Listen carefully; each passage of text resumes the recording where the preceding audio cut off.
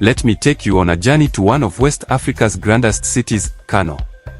Over 1,000 years old, Kano isn't just ancient, it's alive, buzzing with energy, markets, history, and resilience. It lies in northern Nigeria, near the edges of the Sahara, thriving like an oasis in the dust. It began with a hunter priest named Babush on Dala Hill, but the true founding came in 999 AD when Bagauda, a descendant of Bayajidda, arrived and became the first Saki king. With warriors from Dora, he established the foundation of the Kano kingdom, one that would rise into empire. Its history begins on Dala Hill with the Maguzwa people, early iron workers and farmers who worshipped Tsambabura, a powerful spirit. But things changed when Bagauda brought order, kingship, and vision. His descendants built city walls, crafted alliances, and transformed a cluster of settlements into one of the 7 Hausa states, Hausa Bakwe. In the 1300s, Islamic scholars from Mali brought Islam to Kano, changing its governance and linking it to the wider Muslim world. Under Saki Muhammad Rumfa in the 15th century, it hit its golden age. Rumfa expanded the palace, restructured markets, introduced Sharia, and brought scholars like Al-Magili to the city. His wife, Owa, even became Kano's first female war chief. Under his rule, Kano dazzled, welcoming traders from across Africa. In 1805, Asman Dan Fodio's Jihad swept through. Kano fell in 1807, becoming part of the Sokoto Caliphate. Hausa kings became Fulani emirs. Though the leadership changed, Kano's commercial might grew stronger, its leather, dye, and cloth reaching Timbuktu, Tripoli, and beyond. But darkness followed. Famine struck 1807, 1830s, 1847, and more. And by the time explorer Heinrich Barth visited in 1851, it was thriving, but nearly half its people were enslaved. The Boesa Civil War weakened Kano in the late 1800s. In 1903, the British conquered Kano during a surprise assault. It became part of the Northern Protectorate and later a colonial capital. Railroads arrived. Alhassan Dantata rose as one of Africa's richest men. The city saw groundnut pyramids rise and fall, and colonial influence reshaped traditional rule. In 1953, a political disagreement exploded into deadly riots between northerners and southerners. More unrest came in the 1980s and 2000s, especially with Metatsin riots and later Boko Haram bombings in 2012, which killed over 160 people. Yet Kano pushed on. Odu Boko and Abubakar Rimi modernized infrastructure. Sharia law was introduced in 2000, sparking controversy, but also reinforcing Kano's Islamic identity. After Amir Adu Bayero died in 2014, politics shook the palace. His son was passed over for Sanusi Lamido Sanusi, a bold reformist. But in 2020, Sanusi was dethroned and exiled.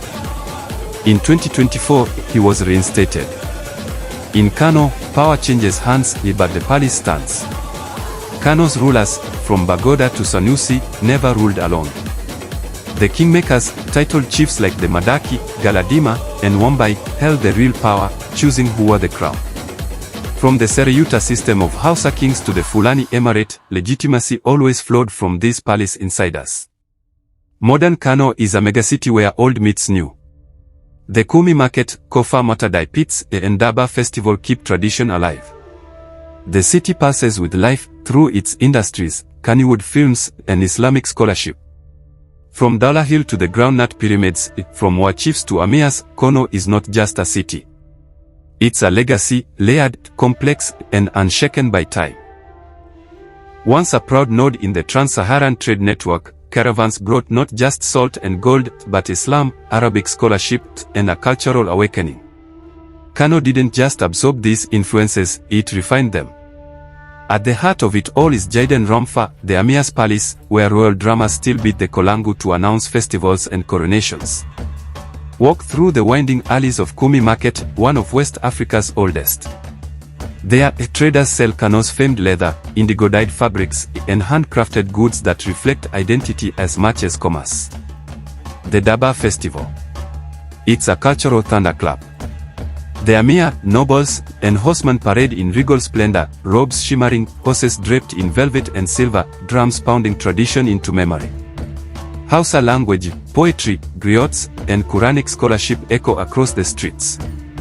In Kano, culture isn't in museums, it's alive in the street corners, the markets, and cinemas of Kannywood, Nigeria's second-largest film industry.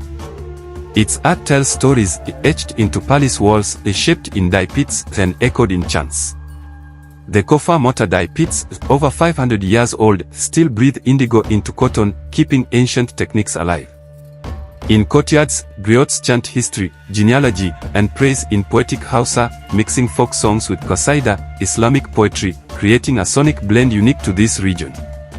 The Kurmi market was once a fusion of Hausa, Tuareg, Kanuri, and Arab artistic ideas, giving Kano its distinct visual identity. Today, modern beats echo from murals in Sebengari to Hausa hip-hop and film soundtracks. Even amid unrest, the city's culture doesn't vanish, it adapts. Craftsmanship runs deep. Embroidery here isn't just fashion, it's identity. The Babban Riga and Jalabia are stitched with meaning, often passed from grandfathers to sons.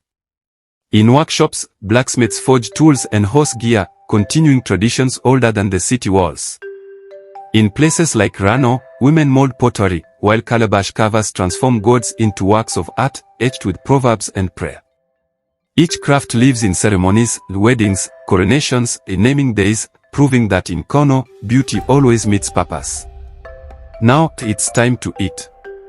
Kano's cuisine is as rich as its culture.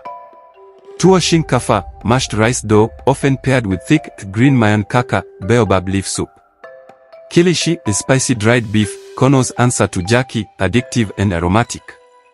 Suya, skewered meat grilled with fiery yaji spice, served with onions and cabbage, best eaten under city lights. Fura da nono, fermented millet and milk, creamy and cool. Wena and kose, rice pancakes and bean cakes that define street breakfasts. And danwek, bean dumplings loved for their simplicity and flavor. Each dish is more than food, it's family, community, and celebration in every bite. Kano is also not left out when it comes to education. Bayero University leads Kano's intellectual legacy, educating leaders who serve Nigeria and beyond. The city also gave us greats like Aminu Kano, political reformer and voice of the common people. And of course, Aliko Dangote, Africa's richest man, with roots deep in Kano soil. Kano is the heart of northern Nigeria. It's home to Nigeria's oldest city wall, markets filled with color and spice, and Jihad and Mokoma Museum, bursting with artifacts. And don't miss the Daba, think royal fashion show meets equestrian parade. From ancient sultans to colonial governors, Kano has played every role in Nigeria's political drama. British indirect rule gave the illusion of power, while real control shifted hands. Post-independence, it stayed in the spotlight, producing influential politicians and reformers who shaped modern Nigeria. Today, Kano blends tradition and progress. Its bustling markets and emirate system reflect its deep cultural roots. Its scholars and political leaders continue to influence West Africa. And its people, ever adaptable, still carry the flame of history into the future. Kano's long history of international exchange started with camels, traders, and Islamic scholars from North Africa. Later came Europeans, eyeing Kano's booming economy. Today, it remains a vibrant hub, mixing local roots with global rhythms. Kano is more than a city, it's a legacy. In its crafts, markets, politics, and people, it tells the story of a region that remembers its past while shaping tomorrow.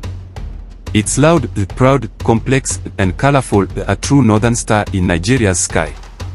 If you love this journey, don't forget to like and subscribe, because the soul of Africa has so much more to reveal.